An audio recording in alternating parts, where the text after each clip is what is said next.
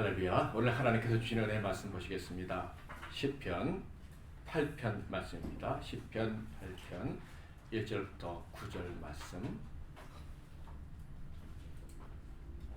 시편 8편 1절에서 9절 말씀을 오늘은 교독하도록 하겠습니다. 제가 한 절 읽고 여러분 한 절 읽고 이렇게 하시겠어요? 영상을 참조하실 분들은 참조하십시오.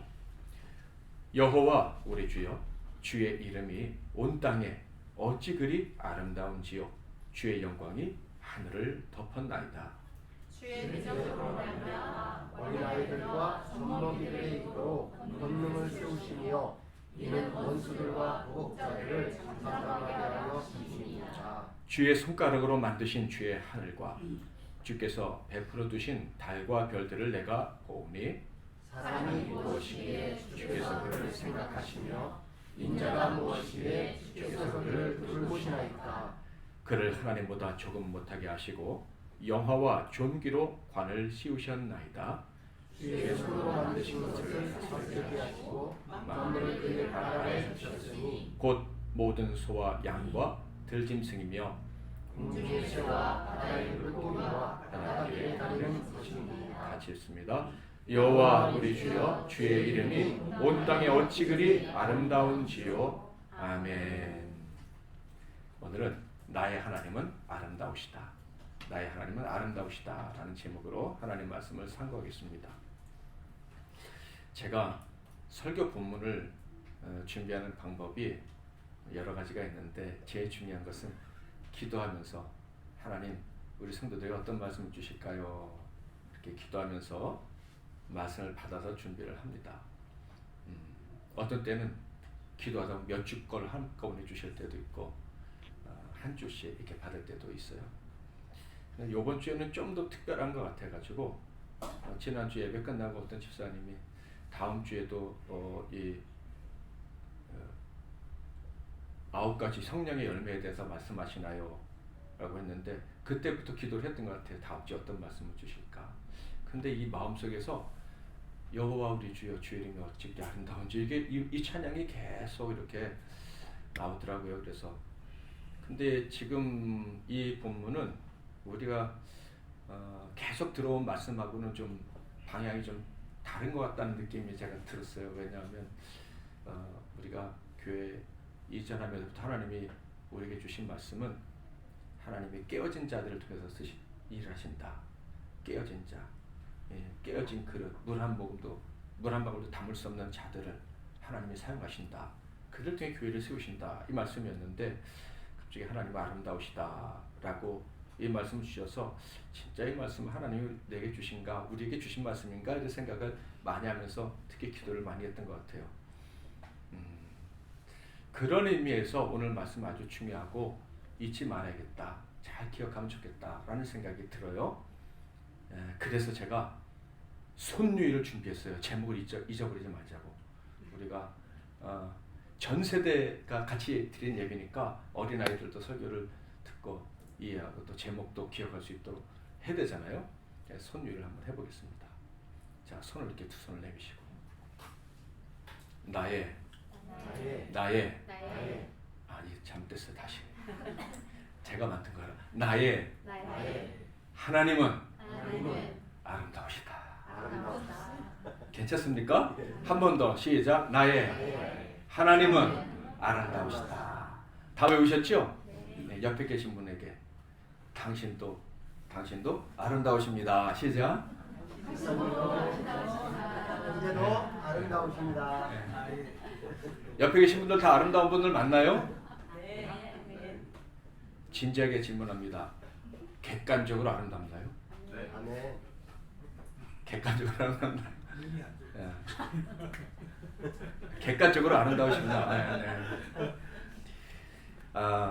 아름답다라는 것은 우리가 일반적으로 생각하면 객관적인 거다 생각을 하는데 사실은 굉장히 주관적인 겁니다. 고슴도치도 자기 새끼는 예쁘다. 그렇죠? 제 눈에 안경이다. 나 같은 사람을 좋아할 여자가 있을까? 나 같은 여자를 아름답다고 해줄 남자가 있을까? 있을까요? 없을까요? 다 있어요. 어딘가 있어요. 이게 다 주관적이기 때문에 아름답다는 게 주관적이기 때문에 나 아니면 안 된다 하는 사람이 반드시 있어요. 그러니까 우리 청년들 전혀 걱정할 필요가 없어요. 네? 어딘가 다 있단 말이야. 그러니까요, 이 사람들은 일반적으로 생각할 때 절대적인 아름다움 이게 있다고 생각하지만 인간 세상엔 그런 게 없어요. 자, 사진 한번 볼까요? 이게 어느 나라 사람인지 아십니까? 그 미얀마하고 태국 국경에 가면 카렌족이 있는데 카렌족 중에서 파동족이라고 있어요. 파동족. 8살 되면 링을 하나 끼고 그 다음에 또 끼고 그래서 22개까지 낀대요. 그게 제일 길어지면 36cm 목이. 그리고 어떤 인류학자가 조사를 했는데 제일 긴 여성이 46세인데 70 몇 cm는 목뼈는 7개밖에 안 되는 걸 늘리는 거예요. 예? 그런데 저 나라는 목이 길어야 예쁜 거예요. 여러분은 딱 보는 순간 어떤 생각이 들어요? 끔찍하다 이런 생각이 들잖아요. 그런데 저 나라 사람들은 저게 목이 길어야 아름다운 거예요. 그러니까 아름다움이라는 거는 주관적이라 할 수가 없고 태어나면서 사람들이 나도 모르게 배우는 거예요. 그 음악 같은 거는 본능적으로 아름답다고 느끼지 않습니까? 그러잖아요. 근데 음악도요, 우리 드럼도 있고 기타도 있고 있지만 어떤 사람은 시끄럽다 이런 사람도 있고 어떤 사람은 은혜스럽다. 그렇죠? 이게 자라면서 음악을 어떻게 접하며 자랐느냐, 그 사람이 어떤 문화 속에 있었냐에 따라서 다 틀린 거예요. 그렇죠? 네. 절대 아름다움이 주관적인 게 객관적인 게 아니에요. 주관적인 거예요. 자, 그렇다면 하나님이 아름답다. 그러니까 역시도 모든 사람이 다 느낄 수 있는 게 아닌 거예요. 특별히 이것은 영적인 세계니까 그 영적인 세계에 들어간 사람, 그 영적인 세계에서도 하나님의 은혜를 입은 사람만이 하나님을 아름답시다. 이렇게 말할 수 있는 거지 아무나 하나님을 아름답다고 말할 수 있는 게 아니다라는 거예요. 오늘 이후로 저와 여러분에게 은혜가 있어서 하나님이 아름답시다. 이렇게 고백할 수 있기를 바랍니다. 한번 제목 한번 해볼까요? 시작. 나의 하나님은 아름다우시다. 우리 하나님은 아름다우십니다. 그 하나님을 늘 기억하고 경험하고 살 수 있어야 돼요. 죄와 관련된 사람, 죄에 사로잡힌 사람이 하나님은 아름답다고 말할 수 있을까요? 절대 아름답다고 말할 수 없겠죠. 자기의 삶도 아름답지 않은데 하나님, 보이지 않는 하나님이 아름답다? 이건 있을 수도 없는 일인 거예요. 자, 시편 8편은요 다윗이 지은 시입니다. 다윗이 지은 시. 근데 다윗이 뭐라 그래요? 여호와 우리 주여 1절 주의 이름이 온 땅에 어찌 그리 아름다운지요. 이렇게 얘기를 하고 있어요. 뭐가 아름답대요? 주의 이름이 아름답대요. 이름이 온 땅에 어찌 그리 아름다운지요. 그리고 그의 이름이 또 뭐라고요? 영광스럽대. 영광이 하늘에 덮었다. 이렇게 이야기하고 있어요. 이 원어적인 의미는 이런 거예요. 이 아름답다라는 게 뭐가 아름답다냐고 말한 거냐면 하나님이 장엄하셔서 하나님의 영광이 이 땅에 가득 차서 아름답다라는 거예요. 자, 아까 그 카렌족 여성은 목이 길어서 아름답다. 그렇죠?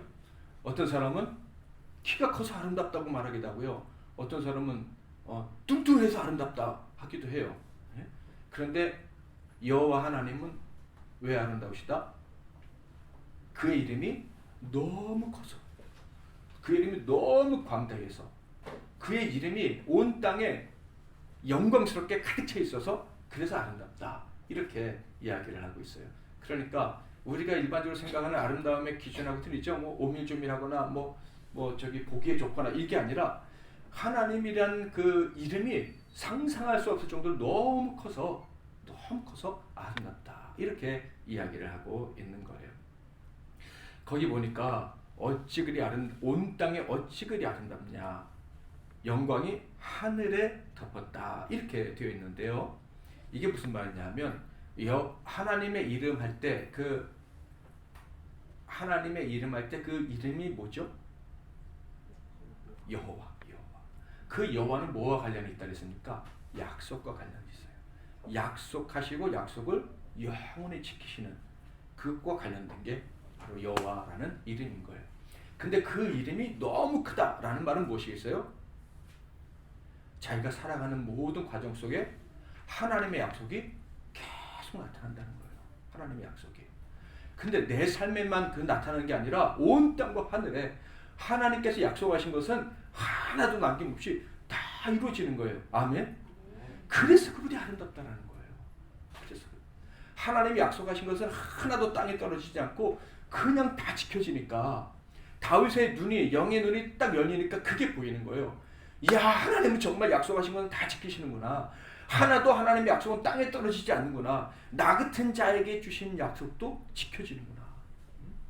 그게 놀라워서 하나님은 아름다우시다. 어떻게 그런 약속까지 다 지키시지? 우리 부모도 엄마 아버지도 내게 한 약속 못 지켰는데 하나님은 어떻게 그 약속을 다 지키시지? 그 하나님이 약속을 다 지킨다는 사실이 다윗은 어떻게 느낀 거예요? 아름답게 느낀 거예요. 아름답다. 이것보다 더 아름다운 게 있을까? 한번 생각을 해보세요. 여러분이 살아오면서 여러분과 만났던 많은 사람들이 여러분에게 약속을 하잖아요. 친구들도 그렇고. 근데 그 친구들 중에서 평생 그 약속을 다 지키는 사람이 있다면 얼굴이 진짜 대단한 미인이 아니더라도 키가 크지 않더라도 뭐 날씬하지 않더라도 세상에서 제일 예뻐 보이지 않겠어요? 제일 사랑스러워 보이지 않겠어요? 하나님은 약속하신 것을 다 지키시는 거예요.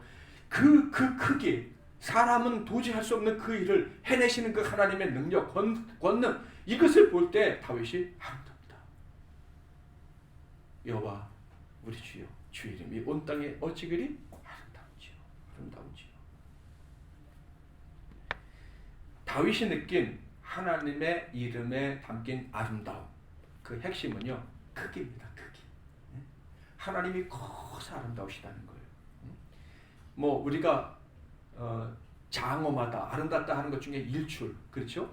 바닷가 일출, 산에서 보는 일출, 나이아가라의 폭포에서 쏟아지는 그 물줄기와 물보라, 뭐 그랜드 캐년 가보신 분도 있고 못 가보신 분도 있겠지만 그런 큰 것들을 보면 압도되기도 하지만 또 아름답다라고 느끼기도 하잖아요. 다윗이 하나님을 그렇게 느낀 거예요. 하나님이 크시다. 그것을 아름답다. 저는 이것을 묵상하면서 다윗이 성전을 지어드리지 못했잖아요.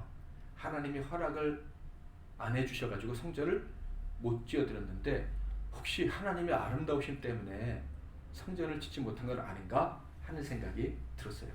생각해 보세요. 아름다운 여인이 있는데 많은 디자이너들이 있어요. 그런데 내가 옷을 골라줘. 그러면 기쁘게 골라줄 수 있겠어요? 아니면 주저하겠어요? 괜히 내가 옷 하나 잘못 골라줬다가 이 사람의 미모를 망치진 않을까. 제가 아주 어렸을 때 본 영화 중에 인상 깊은 영화가 하나 있는데 러브 스토리 영화예요. 그 어렴풋한 기억이 뭐냐면 그 여성하고 남자하고 아이스 링크에 가가지고 피겨 스케이트 타는 그런 장면이 있는데 그 여자가 시꺼먼 뿔대를 이렇게 끼고 있는데 갑자기 그 남자가 그 어느 순간 그 뿔대 안경을 딱 빼니까 엄청 아름다운 여인으로 바뀌는 것을 보면서 야, 안경 하나 가지고 저렇게 사람 인상이 바뀌는구나 하는 생각 어렸을 때 했던 적이 있는데 아무리 이쁜 여인이라도 걸맞는 옷을 입히지 않으면 이쁘게 보이지 않을 수도 있는 거예요. 다윗이 하나님이 정말 아름다우시다고 생각했으면 성전을 지어드리기가 힘들었겠다. 하나님이 거하실 만한 집을 만들어드리기가 쉽지 않았겠다라는 생각이 들었어요. 자기는요 최고의 소재로 집을 졌잖아요. 백향목궁. 그렇지 않습니까? 그러면 옛날부터 그런 생각을 좀 했었는데 아니면 하나님 여기 이 궁을 하나님의 집으로 하시고 제가 천막으로 갈게요. 그렇게 하면 좀 편하지 않았을까라는 생각을 제가 한 적이 있었는데 요번에 이 말씀 묵상하면서 그런 생각이 드는 거예요. 하나님의 집으로서는 백향목궁도 어울리지 않을 수 있겠구나. 하나님 너무 크시고 너무 아름다우시니까 이 궁궐도 하나님께는 어울리지 않겠다. 이런 생각에 함부로 성전을 지을 생각을 못했을 것 같다라는 생각이 들어요. 근데 처음부터 그러진 않았을 것 같아요. 처음에는 쉽게 지어드리려고 했던 것 같아요. 법궤를 모셔오면서 법궤만 예루살렘에 오면 그래 성전도 짓고 막 해야지 하는데 글쎄 법궤를 모시고 오다가 우사가 그걸 딱 만지는 바람에 하나님의 법대로 안 했다가 하나님의 기준에 맞지 않게 행동했다가 죽었잖아요. 그때 충격을 받아가지고 성전을 지키는커녕 법궤도 모셔올 도 없다는 생각에 굉장히 두려워하면서 함부로 성전 지을 생각을 못했을 것 같아요.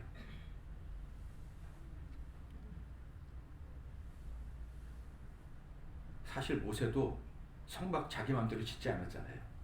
하나님께서 다 가르쳐 주신 것 그대로 성전을 졌잖아요. 성막을. 그러니까 다윗이 이런저런 경험을 통해서 그 크신 하나님께 합당한 집, 이것은 내가 함부로 질 수 없구나 라고 생각을 했던 것 같습니다. 사람이 일출, 그랜드 캐년 이런 것들을 보면서 크다, 장엄함 가운데 아름다움을 느낀다면요, 그 이유가 무엇일까요? 왜 큰 경관을 보면서, 거대한 경관을 보면서 아름답다고 느끼냐 하면 자기가 작기 때문에 그래요. 자기도 크면 그랜드 캐년을 보면서 뭘 아름답다 그러겠어요. 개울을 보면서 이야 아름답다, 예쁘다는 할 수는 있겠지. 근데 장엄한 아름다움을 느끼지 못할 거예요. 하나님이 아름답다, 크셔서 아름답다라고 생각했다면 반드시 자기의 작음이 전제가 돼야 되는 거예요. 내가 너무 작은데 하나님 나와 같지 않고 크시다. 맞습니다. 다윗이요, 이 시편 8편을 쭉 읽어보면 자기는 너무 작은데 하나님은 크시다는 사실 때문에 아름다움을 느꼈다라는 것을 알 수가 있어요. 자, 한번 읽어볼까요? 2절 첫 번째 증거입니다. 시작. 주의 대적으로 말미암아 어린아이들과 젖먹이들의 입으로 권능을 세우시며 이는 원수들과 보복자들을 잠잠하게 하려 하심이니이다. 자, 저기 자세히 보면은 대적이 나오고 그리고 원수들이 나오고 보복자들이 나와요. 그런데 그들이 어떻게 하게 됐다고요? 잠잠하게 됐다. 입을 꾹 다물었다. 이런 뜻이에요. 근데 누구 때문에 입을 다물었어요? 어린아이들과 젖먹이들의 입으로 말미암아. 이 다른 버전 성경에 보면 어린아이들과 젖먹이들이 찬양을 해서 하나님을 높여드리니까 대적과 원수들과 보복자들, 힘센 사람들이 약한 자들이에요. 힘센 사람들이지. 다윗이 정말 힘들었던 골리앗, 사울 이런 사람들이에요. 이런 사람들이 어린아이 노래 때문에 입을 꾹 다물고 기가 죽었다. 실제로 다윗도 경험했잖아요. 골리앗이 나왔을 때 뭐라고 합니까? 감히 누가 하나님의 이름을 망령되이 하냐? 하나님의 이름을 높여드려야지. 내가 골리앗을 쳐 죽임으로 하나님의 이름을 높여드리겠다. 그런데 실제로 그 일이 일어났잖아요. 다윗은 작은데 크신 하나님이 함께 하시니까 원수 대적자들에게 아무것도 아는 것이 됐어요. 그때 그것을 다윗이 무엇이라고 느낀 거예요? 하나님의 아름다움을 느낀 거예요. 작디 작은 자, 깨어진 자, 쓸모없는 자를 세상의 큰 자보다 더 크게 여겨주시는, 보잘것없는 나를 존귀하게 여겨주시는 능력이 누구에게 있는 거예요? 하나님께 있는 거예요. 그래서 그 하나님은 아름다우시다. 아름다우시다. 예수님이 성전에 들어가실 때 어떤 일이 일어났어요? 아이들이 노래했잖아요. 아이들이 찬양했잖아요. 그때 바리새인과 서기관들이 저 못하게 해라, 막아라 그랬더니 예수님이 뭐라 하셨어요? 아이들의 입을 막으면 돌들이 찬양할 거다. 그게 하나님의 아름다우신 거예요. 더 작은 존재를 통해서, 보잘것없는 존재를 통해서 하나님의 일을 이루시는 거, 하나님의 일을 이루시는 거, 이게 하나님의 아름다우십니다. 다윗이 하나님의 아름다움을 느낄 수밖에 없는 생을 살았죠. 자기 집에서도 별 볼 일 없었고, 골리앗을 죽일 때도 별 볼 일 없는 사람이었고, 사울에게 인정받는 듯 했다가 도망 다녔고, 도망 다닐 때 자기 잘못 때문에 많은 사람들이 괴로웠고, 그런데도 하나님은 결국 자기를 왕으로 세우셨을 뿐만 아니라 다윗의 자손 중에 누가 나온다고? 메시아 나온다. 작디 작은 나를 그렇게 크게 만들어 주신 거예요. 하나님이 아니면 누가 그 일을 하겠어요? 그래서 하나님은 아름다우시다, 아름다우시다 라고 고백을 하는 거예요. 두 번째, 자기는 작은데 하나님 크시다는 이유로 하나님 아름다우시다 한 두 번째 증거 3절 4절 같이 한번 읽어보겠습니다. 시작. 주의 손가락으로 만드신 주의 하나님과 주께서 베풀어 주신 달과 별들을 내가 보니 사람이 무엇이기에 주께서 그를 생각하시며 인자가 무엇이기에 주께서 그를 돌보시나이까. 지금 3절에서는 해와 달과 별, 하나님 만드신 자연 만물, 세상 사람들이 섬기는 신이라고 여기는 그런 것들을 보는데 보는 순간 뭘 느끼는 거예요? 야, 달에게 경배해야겠구나, 해에게 경배해야겠구나, 이렇게 느끼는 게 아니라 우상숭배자들처럼 이야, 저 해와 달과 별을 나를 위해 만드셨구나. 인자가 무엇이기에? 4절. 인자가 무엇이간데 저를 권고하시나이까. 그쵸? 사람이 무엇인데, 내가 뭔데 저 우주 만물을 나를 위해서 만드셨나, 이런 생각이 든 거예요. 나는 너무 작은데 저 큰 우주가 누굴 중심으로 돌아가는 거예요? 이 작은 나를 중심으로 돌아가. 그걸 누가 하시는 거예요? 하나님이 하시는 거예요. 하나님이. 누가 과연 나 같은 자를 위해서 그런 멋진 일을 행하실 수가 있어요? 하나님이시니까 그런 일을 하는 거죠. 그래서 그 하나님이 아름다우시다. 아름다우시다. 그러니까 뭐 UFO가 나타났니, 인공지능이 세상을 지배할 것이라니, 이런 거 걱정하지 마세요. 야, 사람보다 더 발달하고 특별한 존재가 있어? 있든 어떤 건 중요한 게 아니에요. 그 모든 것보다 하나님이 누굴 더 존귀하게 여기셔요? 우리 한 사람을 소중히 여기는 거예요. 인공지능이 발달해서 사람이 노예가 된다? 걱정하지 마세요. 하나님은 그 인공지능 그 어떤 것보다 저와 여러분을 가장 존귀하게 여기시고 우리의 삶을 복되게 만들어 주실 거예요. 그래서 사도 바울도 그랬잖아요. 로마서 8장 28절, 모든 것이 합력해서 선을 이루십니다. 모든 것이 합력해서 선을 이루는 거예요. 이게 바꿔 말하면 삼라만상이 하나님이 택하신 사람들을 중심으로 움직인다는 거예요. 아멘. 삼라만상이 우리에게 벌어진 모든 일들이 여러분 한 사람, 저와 같이 보잘것없는 한 사람 한 사람을 존귀하게 만들어 주셔서 결국 어디에 가게 하시려고? 하나님의 아들 딸로서 천국 가게 하시려고 지금 이 움직여지고 있다는 거예요. 그 하나님이 아름다우시다. 아름다우시다. 세 번째 증거 5절부터 8절 같이 한번 읽겠습니다. 시작. 그를 하나님보다 조금 못하게 하시고 영화와 존귀로 관을 씌우셨나이다. 주의 손으로 만드신 것을 다스리게 하시고 만물을 그의 발 아래 두셨으니 곧 모든 소와 양과 들짐승이며. 8절 읽을까요? 공중의 새와 바다의 물고기와 바닷길에 다니는 것이니이다. 아멘. 지금 이 말씀 뭐냐면 우주 만물이 사람을 위해서 만들어졌을 뿐만 아니라 사람이 우주 만물을 다스릴 수 있다. 통치할 수 있다. 이거는 뭐 공중의 새, 뭐 물고기 이것만 다스리고 집에서 애완견 키우고 이 정도가 아니라 우리 삶에 벌어질 수 있는 모든 일들을 우리가 통치할 수 있다라는 거예요. 아멘. 일반 사람들은 상황에 환경에 지배받는다. 그렇죠. 아까 그 목의 일이 이게 아름답다고 하는 사람은 환경에 지배받은 거예요. 그렇죠? 그 환경 때문에 목이 긴 거를 아름답다고 느껴야 돼.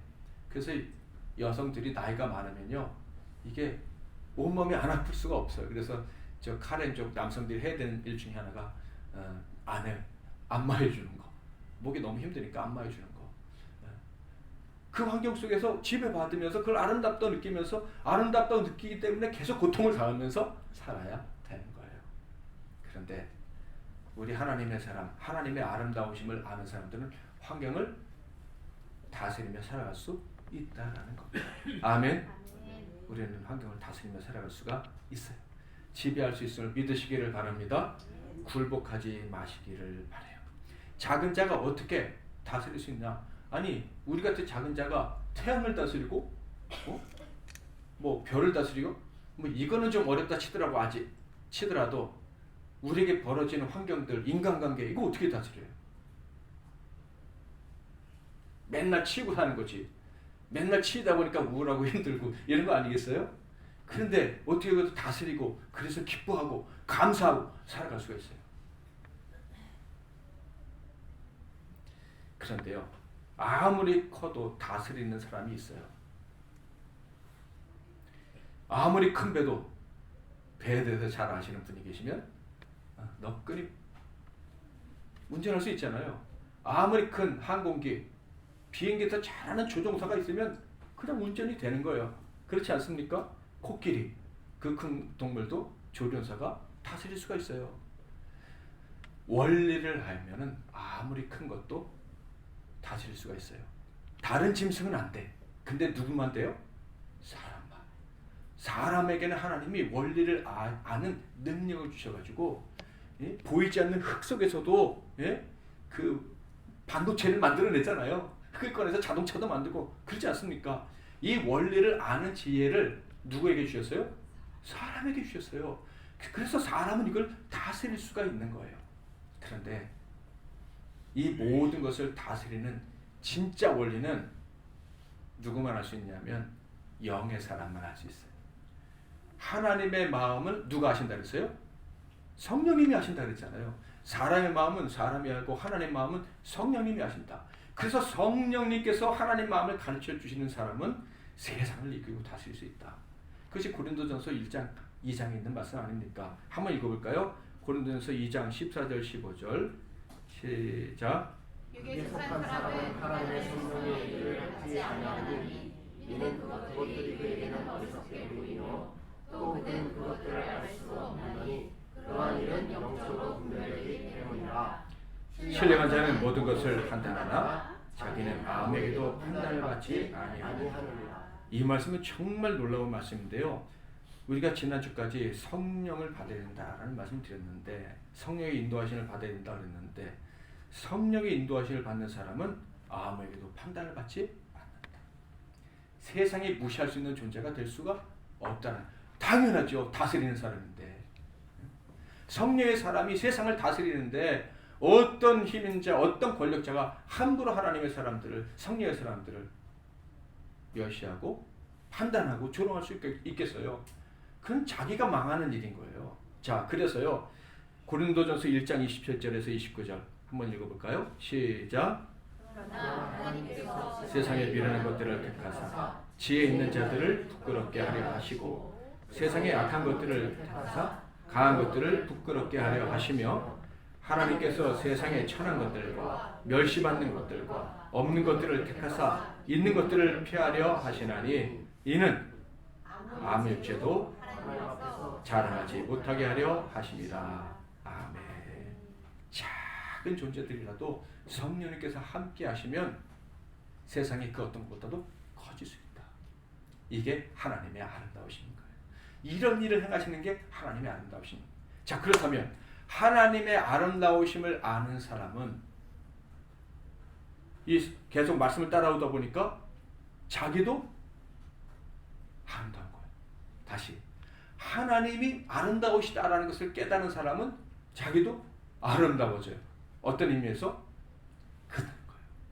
너무 작은 사람인데, 너무 작은 존재인데 하나님의 아름다우심을 알고 찬양하는 순간 자기도 이 작은 존재가 이 큰 우주와 감당할 수 없는 벌어진 모든 일들을 다스리며 살아가는 거대한 존재, 영광스러운 존재가 된다는 거예요. 다윗이 이걸 깨닫고 하나님은 아름다우시다. 그 크신 하나님이 이 작은 나를 하나님 곁에 설 수 있는 자로 만들어주시는구나. 너무 작아서 하나님 근처에도 갈 수 없는 내가 그 하나님의 놀라운 사랑과 은혜 때문에 하나님 옆에 있는, 옆에 설 수 있는 그런 존재가 되게 하시는구나. 5절 읽어볼까요? 시작. 그를 하나님보다 조금 못하게 하시고 영화와 주기로 번을 씌우셨나이다. 옛날 성경에는 천사보다 조금 못하게 하시고 이렇게 되어 있는데 이게 무슨 뜻이에요? 사람이 어떤 존재가 됐다는 거예요? 물질적, 육적인 존재가 아니라 영적인 존재가 됐다는 거예요. 그래서 보이는 세계보다 더 큰 존재가 됐다. 하나님께 가까이 있는 존재가 됐다는 거예요. 하나님의 크심을 노래하고 있는 다윗이 어느 순간 그 하나님 때문에 나도 하나님처럼 이렇게 존귀한 존재가 돼서 세상의 어려운 문제들 때문에 낙망하고 좌절하는 그런 존재가 아니라 거대한 장엄한 존재로 변해져 가는구나. 나 같은 자가 감히 하나님 앞에, 그 장엄하신 그 크신 하나님 앞에 서서 하나님의 신부가 되어 하나님과 함께 살 수 있는 존재가 되어가려 가는구나. 이게 하나님이 하시는 일이구나. 이게 하나님의 은혜구나. 여호와 나의 주여, 주의 이름이 어찌 그리 아름다우신지.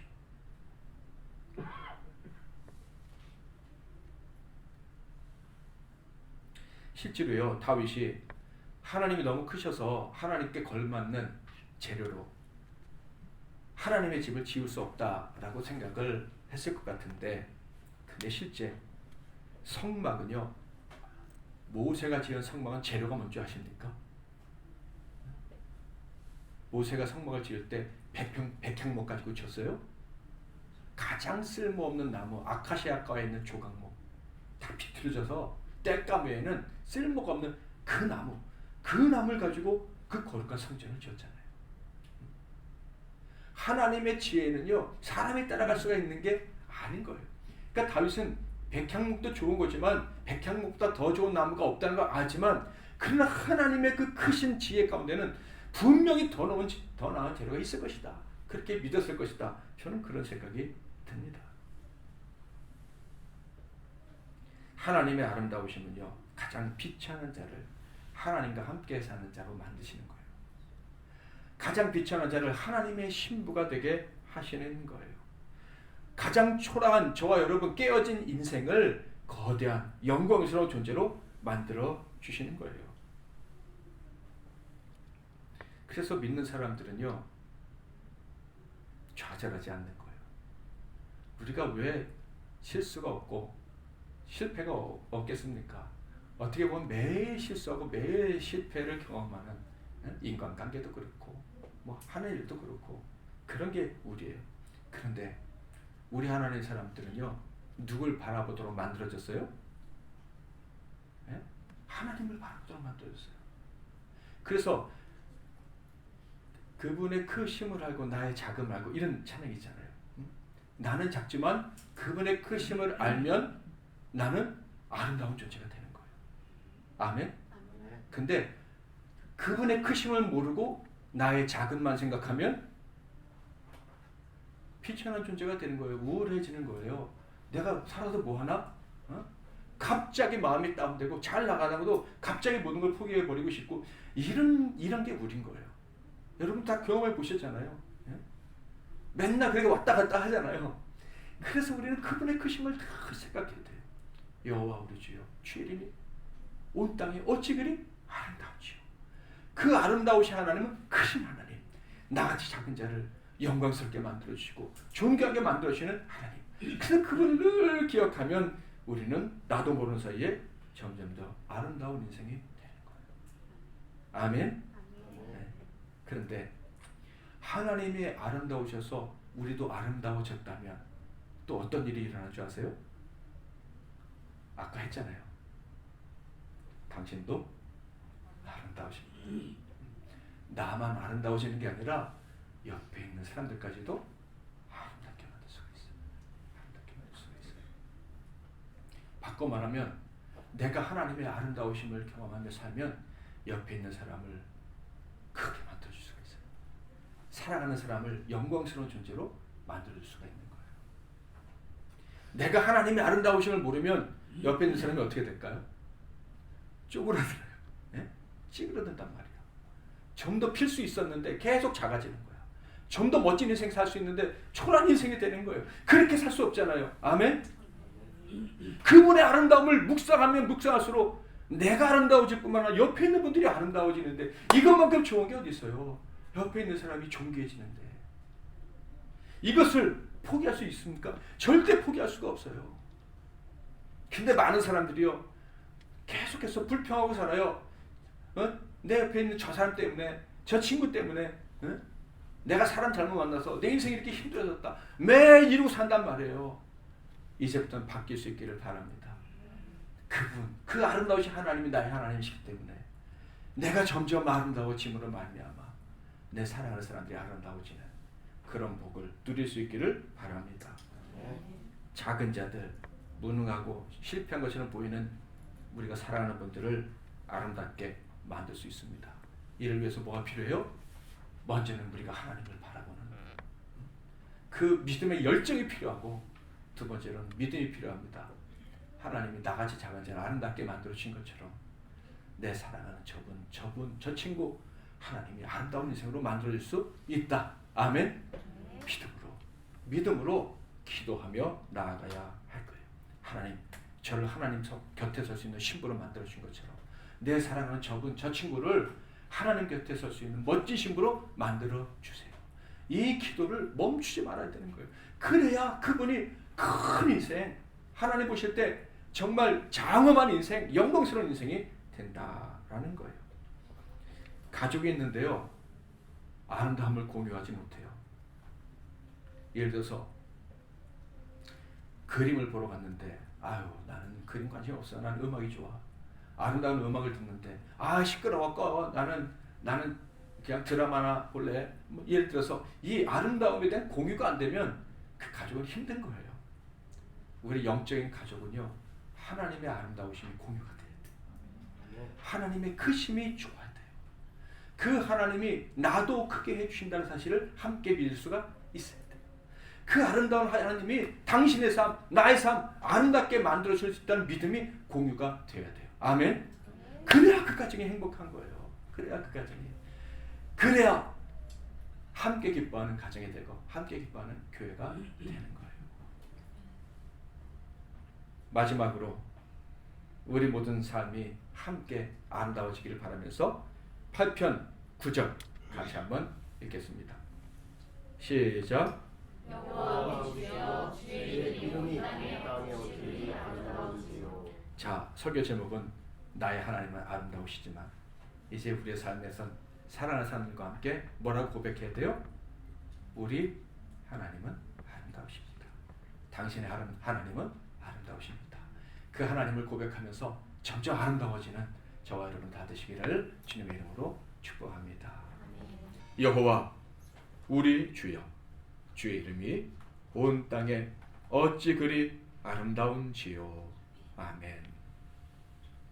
이제는 우리 주 예수 그리스도의 크신 은혜와 우리 하나님 아버지의 극진하신 사랑하심과 그 아름다우심과 성령님의 위로교통 충만 복 주시는 은혜가 그 하나님의 아름다우심을 알고 그 하나님의 아름다우심과 같이 아름다운 인생이 되며 또 사랑하는 사람들을 아름다운 인생으로 변화시킬 이 복된 종들 한 분 한 분 위에와 그대의 아름다운 생애 위에, 건강 위에, 일터 위에, 꿈 위에, 이 나라와 유민족과 세계 열방과 주님이 피로 값주고 사신 함께 기뻐하는 교회 위에 이제로부터 영원토록 함께 하실지어다. 아멘.